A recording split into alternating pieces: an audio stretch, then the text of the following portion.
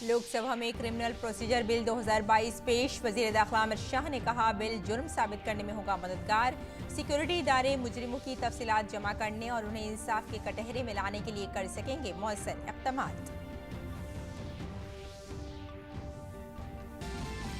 इत्तलात और नशरियात के वजीर ने ब्रॉडकास्ट सर्विसेज पोर्टल का किया आगाज। वजारत की तरफ से लाइसेंस और इजाजतों के लिए single window system. Digital India के सफर में एक नई जिहत सकाफत को मिलेगा फरोग।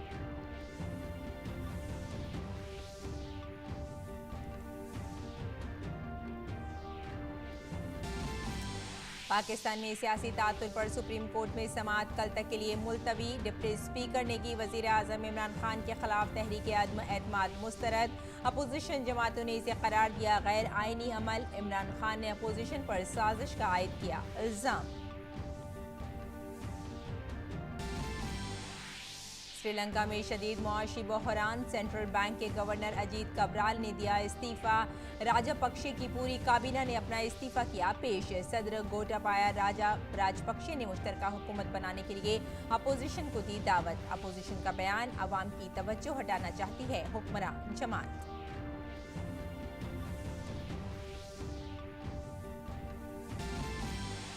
यूक्रेन ने रूस पर लगाया बोचा। शहर में नस्लकुशी का इल्जाम। रूसी वजारत दिफा ने इल्जामात की तरदीद की। कहा रूस ने बोचा में लाशें दिखाने वाली फुटेज और तस्वीर को यूक्रेन की तरफ से इश्तियाल अंगेजी करार दिया।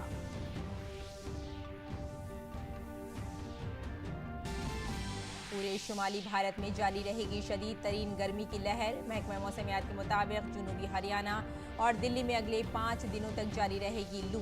गुजरात, झारखंड और मध्य प्रदेश में आइंदा 3 दिनों तक सख्त तरीन गर्मी का इम्कान।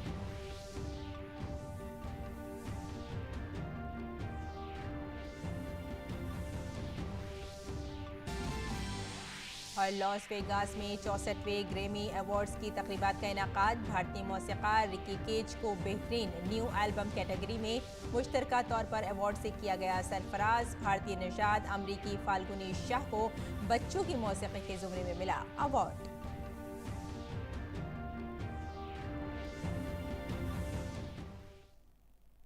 आदाब नाज़रीन, खबरनामे में आपका इस्तक़बाल है। मैं हूं आपके साथ रेशमा। लोकसभा में आज मरकजी वजीर दाखिला अमित शाह ने सजा यानी शनाख्त से मुतालिक बिल 2022 पेश किया। बिल को मुतारिफ करवाते हुए वजीर दाखिला ने कहा कि ये क्रिमिनल प्रोसीजर बिल 1920 की जगह लेगा। उन्होंने मजीद कहा कि इसके साथ ही सिक्योरिटी और तफ्तीशी इदारों के लिए किसी भी मुजरिम या मुजरिम का रिकॉर्ड रखने में आसानी होगी। मौजूदा स्वरूप में जो कानून है वो बहुत ही सीमित श्रेणी के व्यक्तियों के माप लेने के लिए अधिकृत करता है। कानून में उसका उचित प्रावधान होना बहुत जरूरी है। अनेक सुप्रीम कोर्ट के जजमेंटों को भी कोट किया गया है। उसको व्यक्ति की स्वतंत्रता और ह्यूमन राइट के एंगल से भी काफी सारे सदस्यों ने इस पर चिंता व्यक्त की है। चिंता उनकी वाजिब है, परंतु इस सब का इसके अंदर उनकी चिंताओं की भी चिंता इसके अंदर कर ली गई है। वो बाद में मैं जब जवाब दूंगा तब बताऊंगा। इसके साथ साथ भारत सरकार मोदी जी के नेतृत्व में एक नया मॉडल प्रिजन एक्ट भी मैन्युअल भी बना रहा है, जो हम राज्यों को यहां से भेजेंगे मॉडल प्रिजन मैन्युअल के नाम से। वो प्रिजन मैन्युअल भेजने के बाद कई सारी चिंता है जो इसके अंदर कवर हो जाएगी। मरकजी वजीर खजाना निर्मला सीतारमण ने लोकसभा को आज बताया कि कोविड से पहले, कोविड के दौरान और उसके बाद इन 3 अदवार में भारत में सबसे ज्यादा गैर मुल्की सरमायाकारी हुई है। वजीर खजाना ने कहा कि मुसलसल इन अदवार में आने वाली ज्यादा से ज्यादा गैर मुल्की सरमायाकारी रोजगार पैदा करने और दीगर इम्कानात के नुक्ता नज़र से अहम है। उन्होंने कहा कि इस बात से कतई नज़र कि गैर मुल्की सरमायाकारी आए या न आए, भारतीय रिटेल सेक्टर ने भारतीय बाजार को वो मजबूती दी है जो किसी भी किस्म के धचके को संभाल सकता है। India is the highest receiver of FDI since before COVID, and that continues during COVID. In fact, continues very much significantly during COVID and subsequently also. It is that which indicates if the money which is coming in is staying invested in this country, thereby creating jobs and prospects for us. FIIs and FPIs may come and go, but today Indian retail investors have proven that even if they come and go, any shock that may come is now taken care of because of the shock-absorbing capacity the Indian retailer has brought into Indian market. I think we, as a house, should stand up and appreciate the Indian retailer who's invested a lot of confidence in the stock market today in India. और महंगाई के मामले पर opposition की हंगामा आराई की वजह से राज्यसभा की कार्रवाई 2 बार मुलतवी होने के बाद पूरे दिन के लिए मुलतवी कर दी गई। इससे पहले हिज़्ब इख्तिलाफ के अरकान पार्लियामान की जानिब महंगाई समेत तमाम उमूर पर ज़ाब्ता 267 के तहत बहस करने के मुतालबे पर राज्यसभा की कार्रवाई पहले 12 बजे तक फिर 2 बजे तक मुलतवी कर दी गई थी। अपोजिशन के ज़ाब्ता 267 के तहत बहस का मुतालबा चेयरमैन ने यह कहकर मुस्तरद कर दिया कि वो वक्फाए सिफर के दौरान दूसरे अरकान पार्लियामेंट के हुकूक सलब न करें और उन्हें बोलने दें।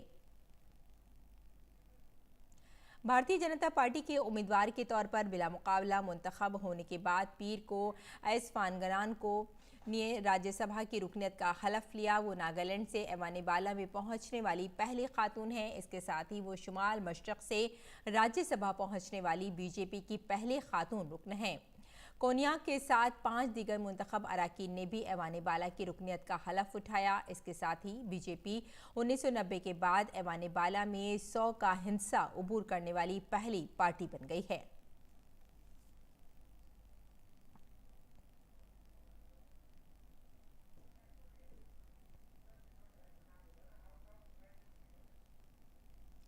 और लोकसभा स्पीकर ओम बिरला ने आज पार्लियामेंट हाउस कॉम्प्लेक्स में मरकजी वजारत तालीम के ज़ेर एहतमाम 1757 से 1947 तक भारत की जद्दोजहद आज़ादी पर एक नुमाइश का इफ्तिताह किया। इस नुमाइश का इनेकाद Indian council of historical research की मुश्तरका कोशिश से किया गया था।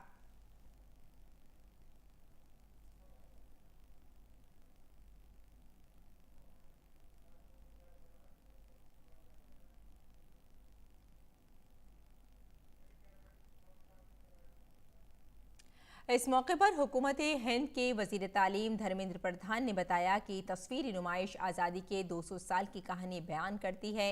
उन्होंने कहा कि वज़ीर आज़म मोदी हमेशा हाशिए पर खड़े लोगों को कौमी चेहरा देने की वकालत करते रहे हैं। इस सिलसिले में हुकूमत हिंद की वज़ारत तालीम की जानिब से गुमनाम हीरोज़ को कौमी सतह पर लाने की कोशिश की जा रही है।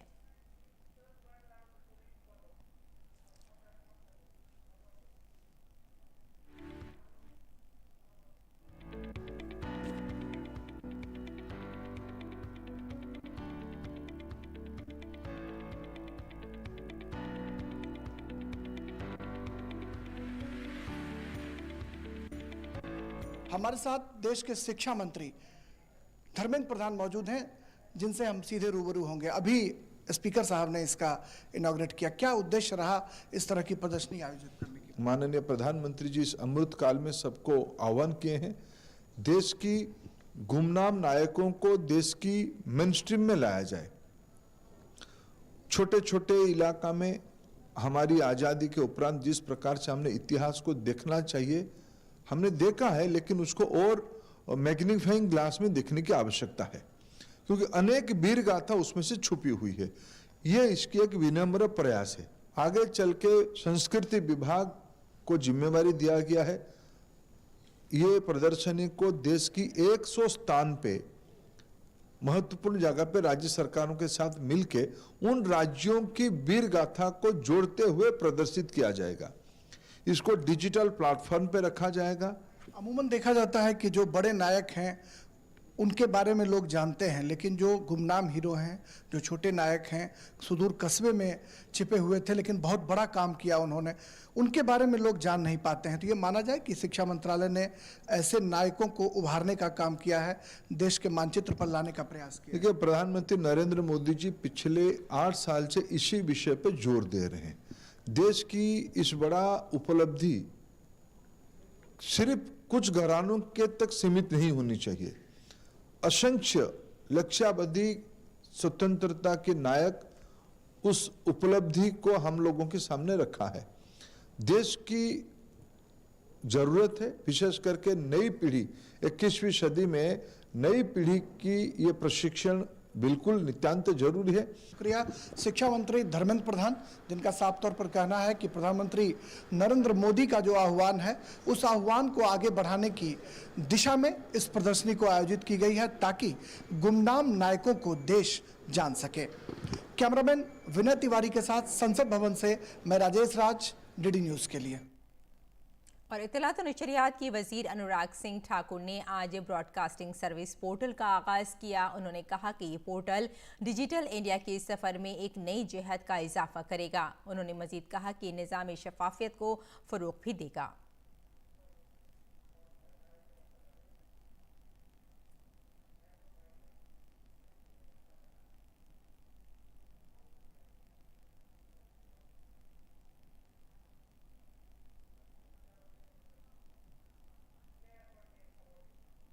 डिजिटल इंडिया की कहानी न्यू इंडिया की सबसे बड़ी और सबसे सफल कहानी है। हम जनधन, आधार, मोबाइल ट्रिनिटी की बात करें, जैम ट्रिनिटी की बात करें, या UPI Bhim digital payment systems की बात करें, डिजी लॉकर की बात करें, ये सब कुछ ऐसे प्रयास हैं पिछले कुछ वर्षों में जहां हमने टेक्नोलॉजी का उपयोग और उसके माध्यम से सिस्टम में पारदर्शिता लाने का काम और सिस्टम को और जवाबदेह करने का काम किया है। इत्तलात और नशरियात की वज़ीर ने कहा कि ब्रॉडकास्ट सर्विसेज पोर्टल वज़ारत इत्तलात और नशरियात की तरफ से जारी करदा लाइसेंस तमाम फ़रीक़ैन को ज़रूरी इजाज़तनामा हासिल करने और रजिस्ट्रेशन वगैरह के लिए तमाम सहूलियात एक जगह पर फराहम करेगा। इसके अलावा ये पोर्टल दरख्वास्त के अमल को तेज़ करने के लिए मुख्तलिफ फ़रीक़ों और दरख्वास्त दहिंदगान के दरमियान राब्ते में सहूलत फराहम करेगा। जहाँ तक ईज़ ऑफ डूइंग बिजनेस की बात है, ये जैसा मैंने पहले कहा, माननीय प्रधानमंत्री जी डिजिटल इंडिया की जो सोच रखते हैं, ये डिजिटल इंडिया अम्ब्रेला के अंतर्गत ही ब्रॉडकास्ट सेवा पोर्टल ये सारी सेवाएं सभी स्टेक होल्डर्स को देने जा रहा है, जहां पर प्राइवेट सैटेलाइट टीवी चैनल्स होंगे, टेलीपोर्ट ऑपरेटर्स होंगे, एमएसओस होंगे, कम्युनिटी रेडियो स्टेशंस वाले होंगे, प्राइवेट एफएम चैनल वाले होंगे। जब इन सबको ये सुविधाएं मिलेंगी तो जो सोच प्रधानमंत्री जी की है कि मिनिमम गवर्नमेंट मैक्सिमम गवर्नेंस, उस दिशा में भी हम आगे बढ़ेंगे। वज़ारत इत्तलात और नशरियात के सेक्रेटरी अपूर्व चंद्रा ने भी प्रोग्राम में शिरकत की। उन्होंने कहा कि ब्रॉडकास्टिंग सर्विस पोर्टल को आसान बनाने के लिए ज़मीनी सतह पर काम किया गया है। उन्होंने कहा कि ये पोर्टल ब्रॉडकास्टिंग के मैदान में भी एक इनकलाब साबित होगा। Satellite channels, 350 community radio stations, 350 or so FM channels. And for many of these, they have to come again and again to the ministry. जब मैं यहाँ मिनिस्ट्री में आया तो मैंने देखा सबसे मोटी फाइलें जो आती है वो ब्रॉडकास्ट की ही आती है। इतनी मोटी मोटी फाइलें जो कि हमें कमी देखने को मिलती थी मेरी पिछली मिनिस्ट्री में। तो मेरे को अपेक्षा है और मेरे अपने अधिकारियों से यही मेरी गुजारिश रहेगी कि आगे से अब सारा ई फाइल पे आए और ये फाइलों का सिस्टम बंद हो जाए जो मोटी मोटी फाइलें आती है। और जो ब्रॉडकास्टर्स हैं उनको भी ये पता चले कि उनकी एप्लीकेशन कहाँ पर है, कैसे प्रोसेस हो रही है, कहाँ पर पेंडिंग है, और अगर हमारे यहाँ कोई विलम्ब होता है तो वो कम से कम हो और ब्रॉडकास्टर्स को इसकी सुविधा अधिक से अधिक मिले। आगे हमारी अपेक्षा यही है कि जैसे हमारे यहाँ कुछ सिक्योरिटी क्लियरेंस में समय लगता है या टेलीकॉम से WPC में समय लगता है, तो वो भी इसमें दिखाई देगा। उससे हम इंटीग्रेट कर सकेंगे कि कौन सी एप्लीकेशन कब हमने भेजी WPC को, वहाँ कितने दिन से पेंडिंग है, सैक्फा में कितने दिन से पेंडिंग है और हमारे यहाँ कितने दिन रहा। तो इस सब का भी उसमें हम धीरे धीरे इसको थोड़ा प्रगति करते रहेंगे। और लखीमपुर खीरी तशद्दुद मामले की समाअत आज सुप्रीम कोर्ट में मुकम्मल हो गई। अदालत ने अपना फैसला महफूज कर लिया है। समाअत के दौरान तहकीकात के लिए तश्कील दी गई SIT ने सुप्रीम कोर्ट के सामने अपना मौक़िफ़ पेश किया। लखीमपुर तशद्दुद में 4 किसानों समेत 8 अफराद की मौत के मामले में मरकजी वजीर अजय मिश्रा के बेटे आशीष मिश्रा को इलाहाबाद हाई कोर्ट से मिली जमानत को सुप्रीम कोर्ट में चैलेंज किया गया था। ख्याल रहे कि 3 अक्टूबर 2021 को लखीमपुर खीरी के तिकोनिया इलाके इलाके में किसान मुखालिफ बिल के खिलाफ मुबैना तौर पर एहतजाज कर रहे किसानों पर गाड़ी चढ़ा दी गई थी। इसमें तकरीबन 5 अफराद की मौत हो गई थी। इस मामले के कलीदी मुलजिम को जमानत मिल गई है। पीएमएलए की एक खुसूसी अदालत ने पीर को महाराष्ट्र के काबीनी वजीर नवाब मलिक की अदालती तहवील में 14 दिन की तौसी कर दी है। नवाब मलिक अब 18 अप्रैल तक जेल में रहेंगे। ताहम अदालत ने घर के खाने और अद्वियात की इजाज़त दे दी है। क़ब्ल अदालत ने अदालती हिरासत के दौरान उन्हें बस्तर, गद्दे और कुर्सी फराहम करने की उनकी दरख्वास्त कबूल कर ली थी। 62 साल नवाब मलिक को इन्फोर्समेंट डायरेक्टोरेट ने 23 फरवरी को माफिया डॉन दाऊद इब्राहिम कास्कर के एक दागदार जमीन के सौदे से पैदा होने वाले मुबैना मनी लॉन्ड्रिंग केस के सिलसिले में गिरफ्तार किया था।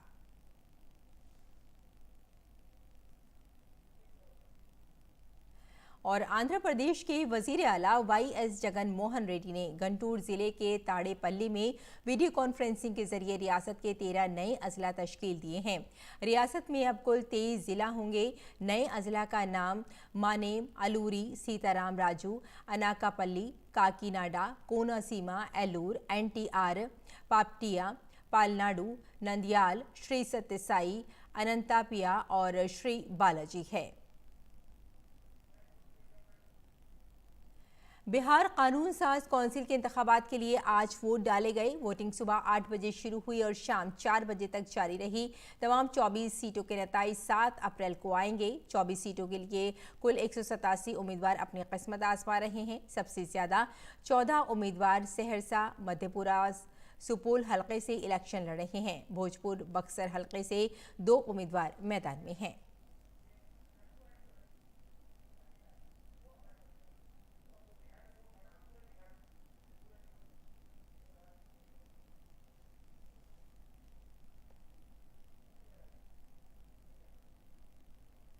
दारुल हुकूमत दिल्ली में पीर को मरकजी वजीर सेहत मनसुख मांडविया ने रियासती रेड क्रॉस के लिए 33 नई एम्बुलेंसों को हरी झंडी दिखाकर रवाना किया, जिनमें 13 एडवांस्ड लाइफ सपोर्ट और 20 बेसिक सपोर्ट एम्बुलेंस हैं, जिसे 18 रियासतों के रेड क्रॉस के हवाले किया गया। इस मौके पर सेहत और खानदानी बहबूद के मरकजी वजीर मुमलिकत डॉक्टर भारती परवीन पवार के साथ रेड क्रॉस के कई अफसरान और अहलकार मौजूद थे।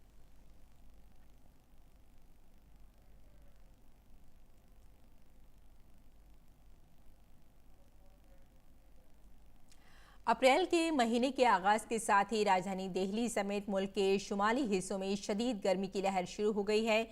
महकमा मौसमियात के मुताबिक मगरबी राजस्थान, उत्तर प्रदेश, मशरक़ी राजस्थान और मगरबी मध्य प्रदेश के कुछ हिस्सों में अगले 10 दिनों तक गर्मी की लहर करार रहने का इम्कान है। महकमा मौसमियात ने अगले चंद दिनों में शुमाल मशरक़ी रियासतों में शदीद बारिश के पेशन गोई की है और खलीज बंगाल से आने वाली जुनूब मगरबी हवाएं अरुणाचल प्रदेश, आसाम, मेघालय, नागालैंड, मणिपुर, मिजोरम और त्रिपुरा में बारिश का सबब बनेंगी। दिल्ली पुलिस कमिश्नर राकेश अस्थाना ने आज DAN IPS ट्रेनी के 21वें बैच के 3 नए पुलिस अफसरान को पासिंग आउट परेड में शामिल कर हलफ दिलाया।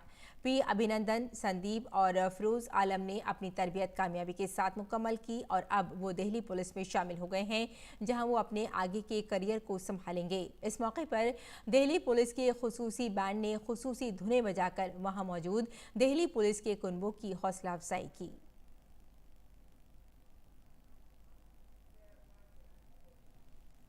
क्राइम का पैटर्न बहुत चेंज कर रहा है। कन्वेंशनल क्राइम डेफिनेटली होते हैं, होते रहेंगे, लेकिन नॉन कन्वेंशनल क्राइम्स भी काफ़ी बढ़ने लगे हैं। नॉन कन्वेंशनल क्राइम्स में मोटे तौर पे साइबर क्राइम आज के ज़माने में बहुत तेज़ी से फैल रहा है और हमें साइबर क्राइम को टैकल करने के लिए काफ़ी मेहनत करने की ज़रूरत है। Housing development finance corporation HDFC का HDFC बैंक में इंजमाम होने जा रहा है। इसकी तैयारियां पूरी कर ली गई हैं। आज इसका बाज़ाब्ता ऐलान किया गया। इंजमाम के जरिए HDFC बैंक में 41% हिस्सेदारी लेगा। रिपोर्ट के मुताबिक HDFC बैंक के इंजमाम का अमल माली साल 2024 की दूसरी या फिर तीसरी 6 माही तक पूरा होने की उम्मीद है। सदर जमहूरिया रामनाथ कोविंद तुर्कमेनिस्तान के 3 रोज़ा कामयाब दौरे के बाद नीदरलैंड के लिए रवाना हो गए हैं। सदर जमहूरिया के नीदरलैंड दौरे के दौरान शाह विलियम अलेक्जेंडर और मलिका मैक्सिमा से मुलाकात करेंगे। इसके साथ ही वज़ीर आज़म मार्क रूट के साथ 2 तरफ़ा बातचीत करेंगे। तुर्कमेनिस्तान में एक तकरीब के दौरान यूक्रेन में जारी तनाज़े पर सदर जमहूरिया ने कहा कि इस मामले पर भारत का मौक़िफ़ मजबूत और माकूल रहा है। भारत का मानना है कि मौजूदा आलमी निज़ाम बैनुल-अक़वामी क़ानून, अक़वाम मुत्तहिदा के चार्टर और रियासतों की इलाक़ाई सालमियत और ख़ुद मुख्तारी के एहतराम पर मुश्तमिल है। पाकिस्तान में सियासी हलचल पर सुप्रीम कोर्ट में समाअत कल तक के लिए मुलतवी हो गई है। ड्रामाई अंदाज में कौमी असम्बली के डिप्टी स्पीकर ने कल वज़ीर आज़म इमरान खान के खिलाफ अपोजिशन की तहरीक अदम एतमाद को मुस्तरद कर दिया था। इसके बाद अपोजिशन ने शदीद एहतिजाज किया और असम्बली में धरना भी दिया। सदर मुमलिकत ने वज़ीर आज़म इमरान खान की सिफारिश पर असम्बली तहलील कर दी। अपोजिशन जमातों ने भी अपील की थी और अदालत ने अज़-खुद नोटिस लिया था। पाकिस्तानी आइन की आर्टिकल 224 के मुताबिक इमरान खान निगरां वज़ीर आज़म की तकर्री तक आइंदा 15 रोज़ तक वज़ीर आज़म के ओहदे पर फाइज रहेंगे। इस दौरान वो अहम फैसले नहीं कर सकेंगे। असम्बली तहलील होने के बाद वज़ीर इत्तलात और नशरियात फ़ारूक हबीब ने कहा कि कौमी असम्बली के इंतखाबात 90 दिन में हो जाएंगे।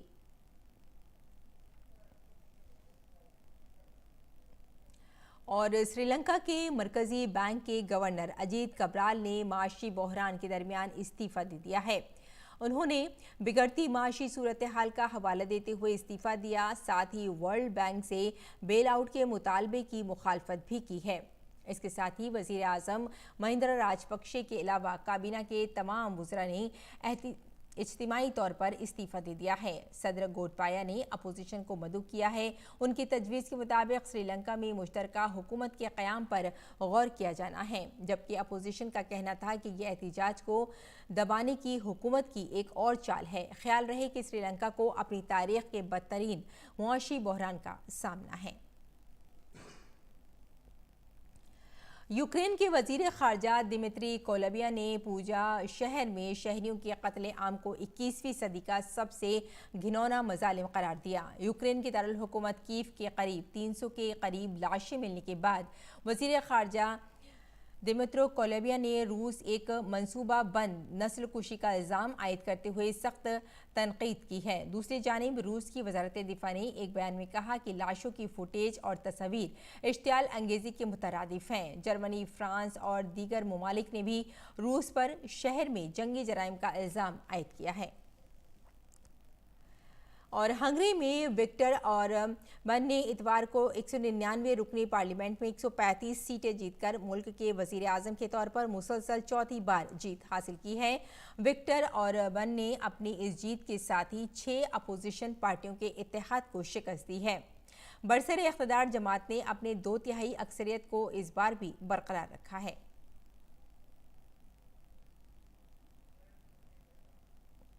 वज़ीर आज़म नरेंद्र मोदी ने हंगरी के वज़ीर आज़म विक्टर ऑरबन को उनकी जीत पर मुबारकबाद दी है। वज़ीर आज़म मोदी ने अपने ट्विटर पैगाम में लिखा कि हंगरी में पार्लिमानी इंतखाबात में आपकी जीत पर वज़ीर आज़म विक्टर ऑरबन को मुबारकबाद। भारत हंगरी के करीबी और दोस्ताना ताल्लुकात को मज़ीद मजबूत करने के लिए आपके साथ काम करना जल्दी रखने के लिए तैयार है। और नाज़रीन, आज रमज़ान मुबारक का दूसरा रोज़ा है। गुज़िश्ता रोज़ दिल्ली की शाही जामा मस्जिद में पहले रोज़े के पहले दिन बड़ी तादाद में लोगों ने इज्तिमाई इफ्तार किया। इस दौरान रोज़ेदारों ने कोरोना के दौर की तल्ख़ यादों को भुलाने और नए दौर में त्यौहारों को नए जोश व जज्बे से मनाने की बात कही। पेश है हमारे नुमाइंदे नवाज़िश मेहंदी की ये ख़ास रिपोर्ट। आज पवित्र रमज़ान के पहले रोज़े का पहला इफ्तार है। मैं दिल्ली की शाही जामा मस्जिद में हूँ। ये देखिए किस कदर रौनक है, यहाँ कितनी चहल पहल है। आज यहाँ लोग इतनी बड़ी तादाद में जमा हुए हैं। हम यहाँ कुछ लोगों से बात करते हैं। सबसे पहले हम इनसे बात करेंगे। क्या नाम है आपका? अजय यादव। अजय, आप यहाँ किस लिए आए? हम यहाँ इफ्तारी करने आए हैं। हमने भी रोज़ा रखा है। ये भाईचारा आप देख रहे हैं, ये हमें बहुत पसंद है। Very good. हम सभी त्योहार मनाते हैं। जी। सारे त्योहार मनाते हैं, होली, ईद, दिवाली। तो अक्सर करके मैं यहाँ आता हूँ। ये पहला रोज़ा था कि अपने सबके साथ इफ्तार हो जाए, अब घर पे तो करेंगे, अब बाकी के इफ्तार भी अब ये मस्जिद में सबके रौनक के साथ हो जाएगा, ये मकसद था इसका। 2 साल से तो घर में ही थे, अब ये 2 साल बाद मस्जिदें भी खुली हैं, नमाज भी मस्जिदों में पढ़ रहे हैं, पहले घर में पढ़ रहे थे, अब ये है मस्जिद में आ रहे हैं, रौनक है बाज़ारों में भी। ही मस्जिद है, 5 बड़ी मस्जिदों में दिल्ली की एक उसमें से आती है, तो यहाँ रौनक होती है, यहाँ पाके बहुत अच्छा लगता है। हम हमेशा से यहाँ आते हैं और 2 साल से तो वैसे ही नहीं आ पाए थे, तो इस बार आना बनता था। पवित्र रमज़ान का मैसेज बहुत बड़ा है। इस महीने में लोगों को लोगों के द्वारा भलाई करना सिखाया जाता है, करुणा सिखाया जाता है और भी रहम दिली की बात की जाती है। इसमें अमीरी और गरीबी के फ़र्क को मिटाने की बात कही जाती है, यानी जो अमीर है वो अमीर गरीब लोगों को दान करें, पैसा दें, अपनी दौलत को दूसरों में बांटें, जिससे रमज़ान तुम्हारे साथ वो भी सही तरह से सेलिब्रेट कर सकें और जो इसके बाद का आने वाला त्यौहार है ईद, उसकी खुशियों में भी वो सब लोग आप आपस में शामिल हो सकें। ये रमज़ान का सबसे बड़ा मैसेज है। कैमरामैन राजकुमार के साथ नवादिश मेहदी, डीडी न्यूज़, दिल्ली।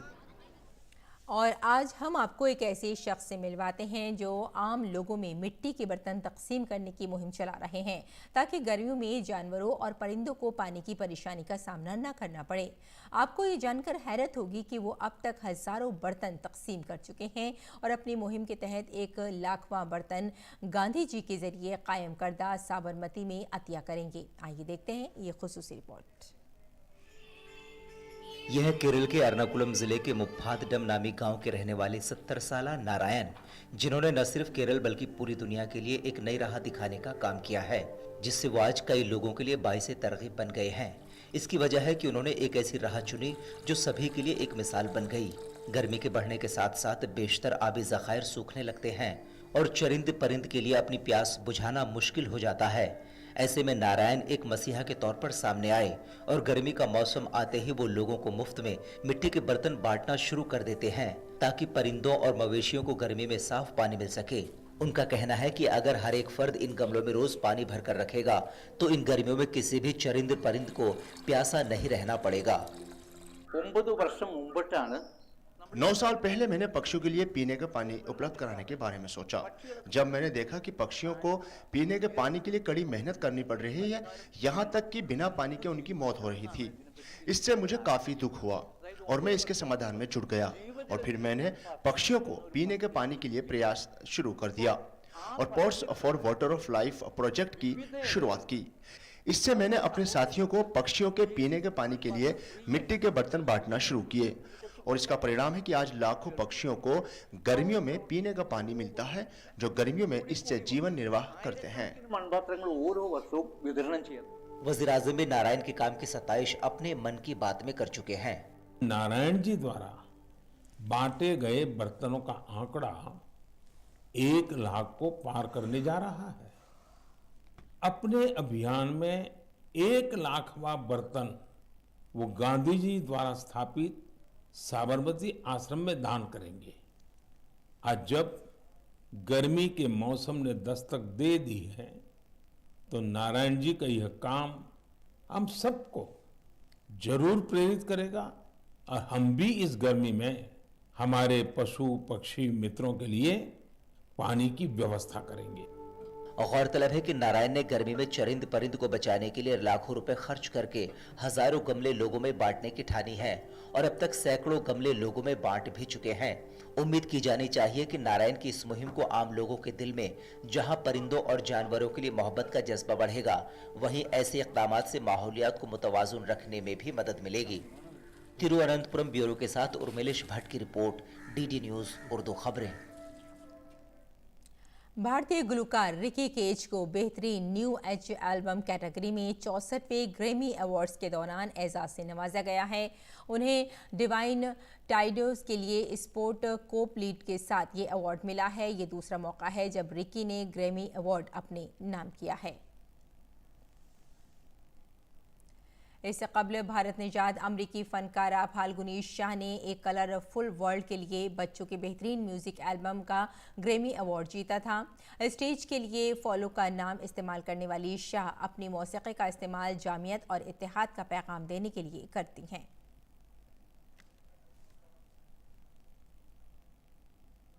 तो नाज़रीन, खबरनामे में फ़िलहाल इतना ही। इजाज़त दें। आदाब।